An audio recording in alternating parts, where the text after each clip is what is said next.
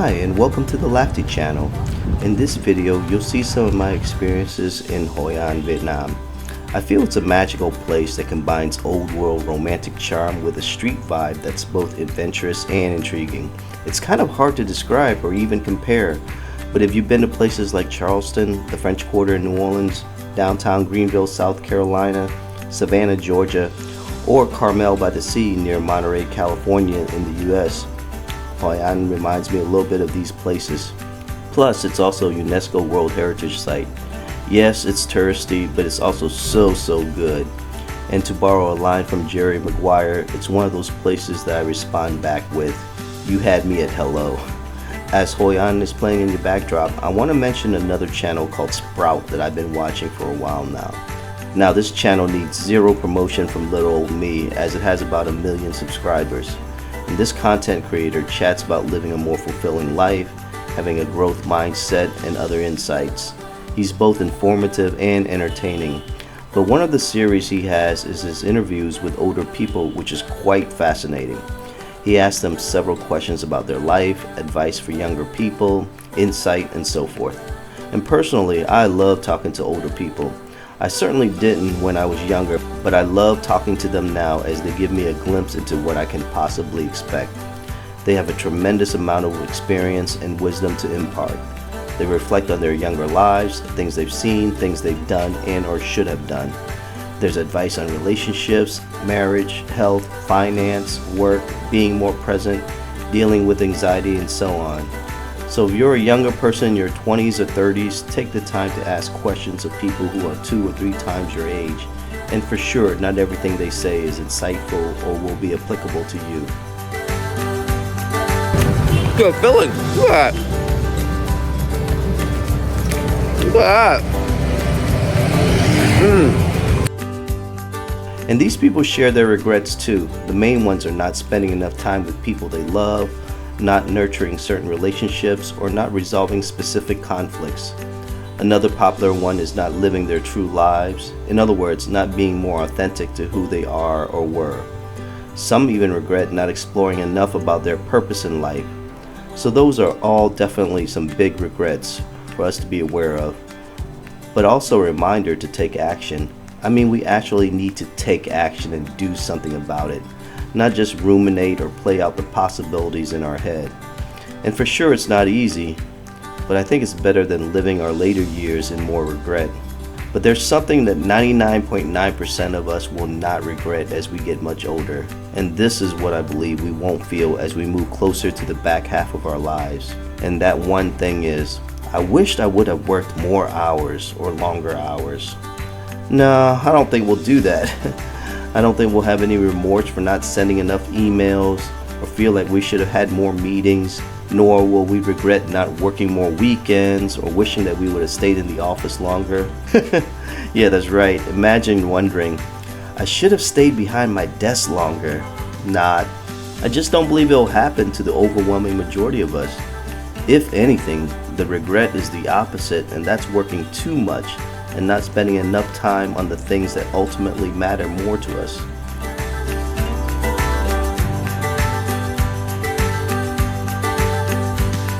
But look at that, the battery, car battery, is of course you need electricity. Vietnamese people, they just make it happen, you know what I mean? They just make it happen. And please comment on what regrets you have as an older person. What are those regrets? Please share what you would have done differently, and what's one thing you feel that you won't ever regret. In any case, whatever regrets you'll have, it won't be regretting that you should have worked more hours. Just ask yourself now, will I more likely regret not taking the time off to do X thing, whatever that is? Or perhaps, will I regret not taking the time off of work to seek a new experience, a new challenge, or travel to another country? Now, I don't bring this up to remind those of us that can't visit or move overseas for whatever reason. Your reasons are your reasons, but I bring this up to remind those of us that can and want to do it. And I'm surely not advocating being irresponsible like quitting without a plan or not earning a living. But I do invite you to consider what your regrets may or may not be when you're much older. So if you can, take that time off from work. Go do that X thing, or an exploratory visit to countries such as Vietnam, Malaysia, Thailand, or the Philippines. The thing is, don't ask if you can or can't take the time off, but instead ask yourself, if I want to do X thing, what do I need to do to make this happen?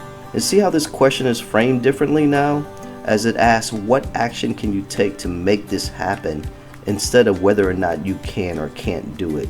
And all things being equal, try to experience it while you're younger, stronger, and more able to bounce back from adversity compared to being much older or less energetic.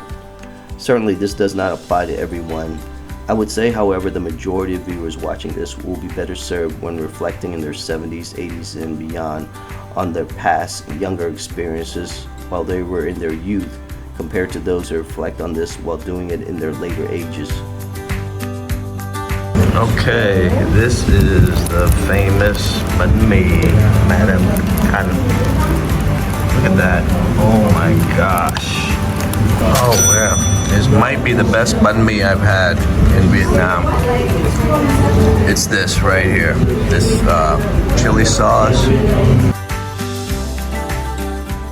There's a popular quote from Henry David Thoreau over 170 years ago referencing the mass of men. Now, some of you already know this quote. It's been infused in popular culture in movies such as Dead Poets Society or songs like Time from Pink Floyd, which I highly recommend listening with the lyrics in front of you. And prolific podcaster Joe Rogan has cited this numerous times. The quote is, "The mass of men lead lives of quiet desperation." And you may have heard it paraphrased as, "Most men live lives of quiet desperation." It's certainly worth reading the entire quote, as it will give you much more to chew. And I'll put the links to everything in the description below. But it's such a true statement. Most of us do live lives of quiet desperation. We're desperately yearning but fall short of doing. So where do you fall in this? Where's your quiet desperation? And more importantly, what are you going to do about it? Because the question always goes back to us, right? What's our responsibility in this? What's your responsibility in your quiet desperation? What must or should you do to get out from your own quiet desperation? Well, as usual, only you can answer this question.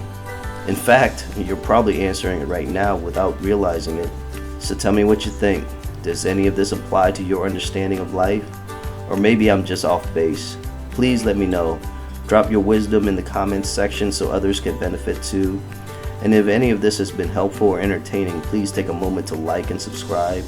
Please share it with someone you think that can benefit from this content, as it's word of mouth like yours that will truly help to make the channel grow. Again, I am privileged and grateful for your support, and I'll catch you on the next one.